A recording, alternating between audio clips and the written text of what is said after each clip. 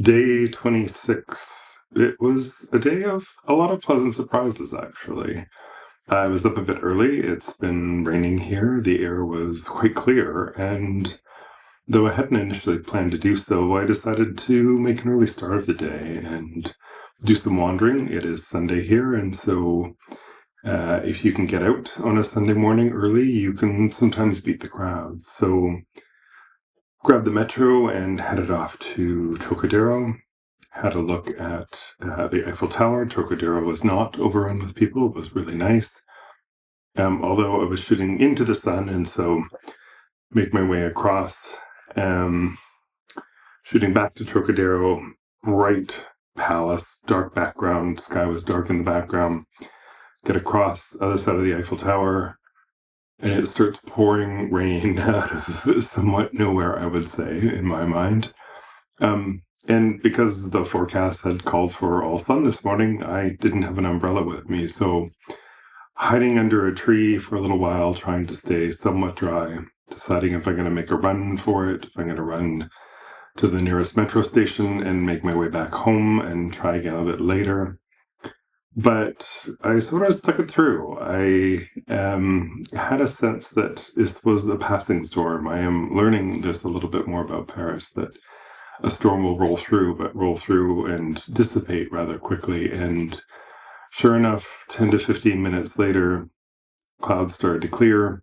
And within half an hour, we're back to blue sky. And great metaphor, as always, of course, around not giving up too soon, having the perseverance to get through life's storms, being able to somewhat take shelter, but not give up, not go home, but to endure it to some degree. Of course, had I been absolutely wet or had it going to be pouring for hours, then yeah, I would have made a different decision. But I was willing to sit it through and have a little faith, or at least sit with that discomfort a little while longer of the rain and see where it got to. And sure enough, I was rewarded for that. And I would say I really experienced just a really great morning in Paris, I think. Made my way kind of along and around the streets near the back of Champ de Mars. Stumbled onto Les Invalides again, which was great, and then kind of made my way over. Ended up kind of in the area of Toul Montparnasse and decided to go back to Luxembourg Gardens, which I was so glad that I did. Last time I was there, it was overcast. It was not as nice. Today again, it's a little bit cloudy, but lots of blue sky. And I think they made some changes to the flowers, and it was just fantastic. Then over to the Pantheon, and kind of along and back to the river, Jardin des Plantes, and then Austerlitz, Gare d'Austerlitz, where my metro line I could grab to head back home. And I feel like it was just a lot of great moments today. Moments in a way that were Parisian to some degree, of course. Lots of cafes, lots of brunch spots. I loved seeing the kids rent sailboats and put them in the little kind of fountain/lake in Luxembourg Gardens. You get given this lovely little sailboat and a stick, actually, and you kind of prod it along and then pull it out when it's time to return the rental. And just reflecting on what a happy memory I'm assuming that is for a lot of those children. And I think, what is it as we get a little bit older that we've got just a deeper appreciation of those moments of just gratitude and being able to see them, not even necessarily needing to have any particular relationship to those individuals. And just perhaps as we get a little bit older, we start to understand how important those kind of quality moments are. I'm sure the parents enjoyed them, but I'm also sure that the parents probably have long, full, busy days, and then probably had an afternoon activity and then had to get them organized and cook them dinner and get them ready for school tomorrow. And that may have taken away from it a little bit. And so we just sort of reflect on what those moments are, those people coming together for brunch and just slowing down for a little while. And again, I think this is just the relationship I'm developing with the city. It felt Parisian in and of itself, but not a ad agency Parisian. I think I'm learning to appreciate a new layer of the things that people here do, how they spend their time, and the great moments that can happen here. And they can happen in any city, of course, but this is an unusual window that I get to feel like I get to see into them. And probably there are plenty of those moments in my own hometown that I don't see because it's probably too familiar. I don't show up with that same level of curiosity or presence or really sort of being tuned into myself as I come across different things. And then, interestingly enough, a couple hours after I was home, one of the airlines I've subscribed to sends out kind of their email blast around win a trip for two to Paris. And I'm looking through that and I realize within that that was some of what created sort of a sense of what Paris would be. And of course, the relationship I've had to go through to get my own kind of sense of Paris, of what it meant to me. And of course, it is the Eiffel Tower in the brochure, and now they're using the Pink House in Montmartre, and cafe shots and all of those sorts of things. And marketing is designed for a particular purpose. It is designed to get people to buy, and so of course they are selling a particular romantic, perfect, beautiful vacation.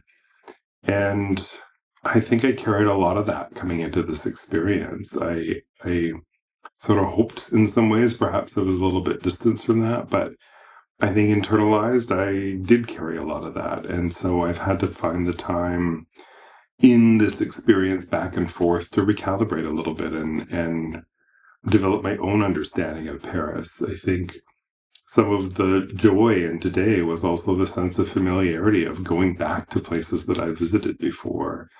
Not necessarily because I wanted to go back. They were within the neighborhood, so to speak. And that familiarity also means something to me. And there's something joyful in it, I suppose, because my brain doesn't have to work quite as hard. And it starts to make me feel a little bit more grounded in the city, as if it could be my city, in that I kind of know my way around. I know what things are about. So when I return to a place like Luxembourg, I kind of know what I'm heading for. I know what to look for. I know where certain things are. I know how certain things line up. I knew that if I got to tour Montparnasse, that Luxembourg Gardens was not so particularly far away. I knew that I got to Luxembourg Gardens, Pantheon was not too far away.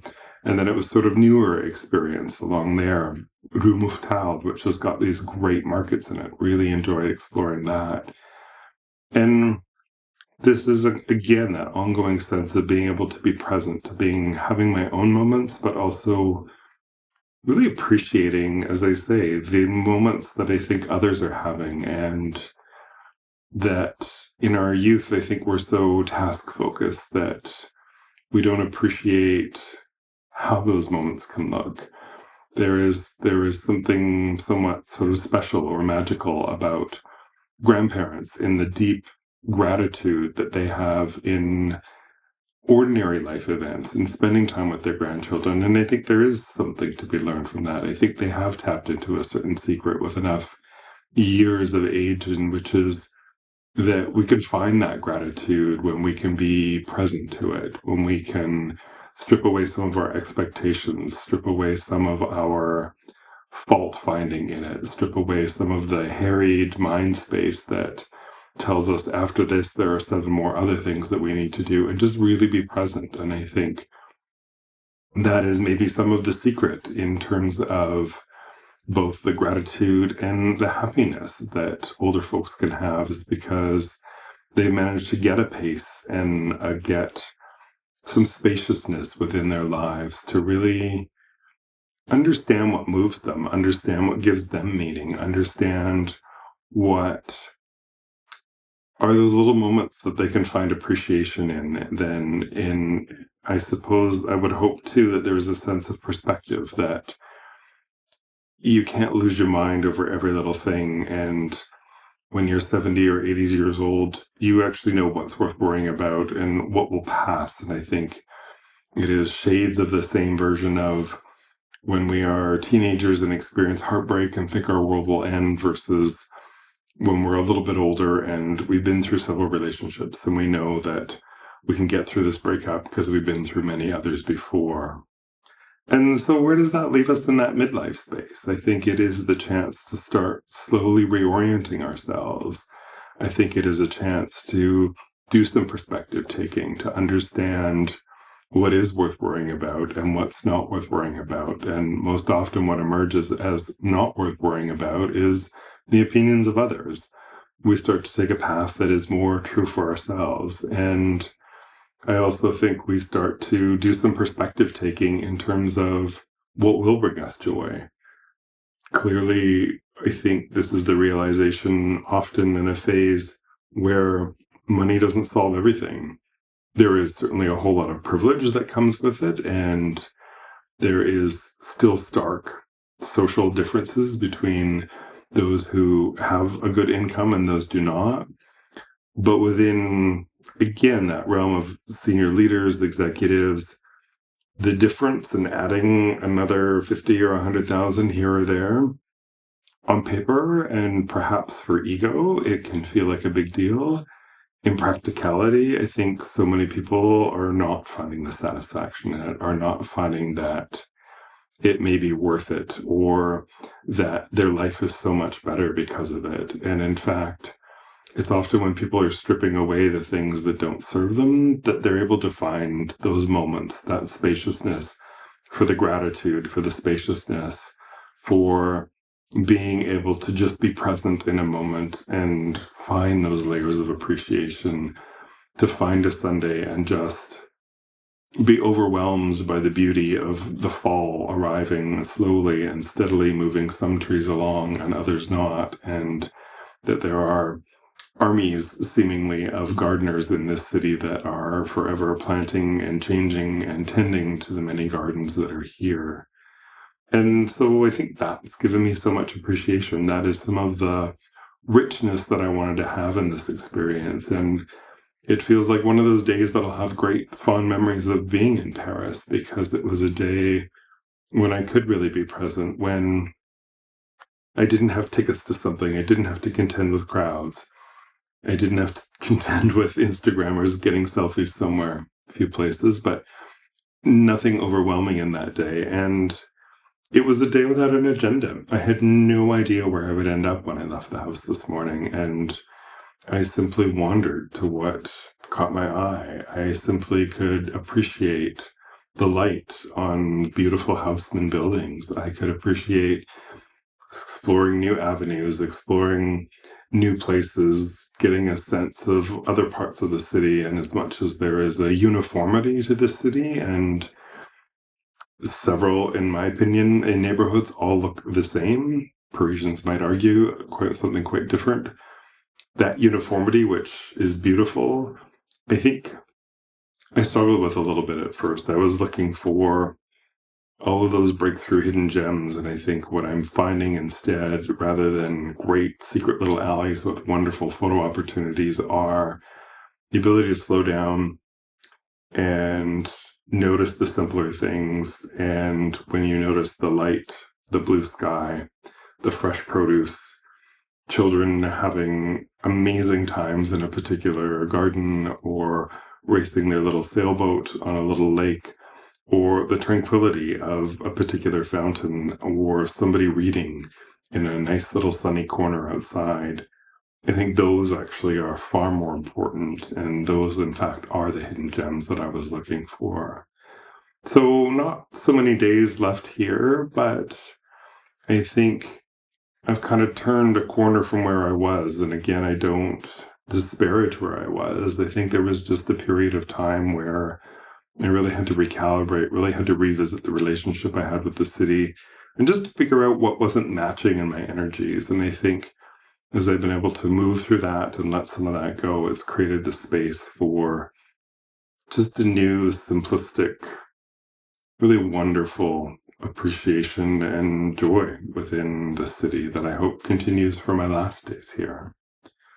So I hope you're able to start slowing down a little bit, find some spaciousness, find some gratitude in the simplicity, and recognizing that as we get older and continue to get older, if we can't find that simplicity and that joy, it does become a more narrow and darker experience for us. And so understanding just what it is to be human for all of us, and both choosing ourselves and more experiences that allow us to be human, and being able to appreciate when it happens in others. They don't even have to be people we know or have ever met before.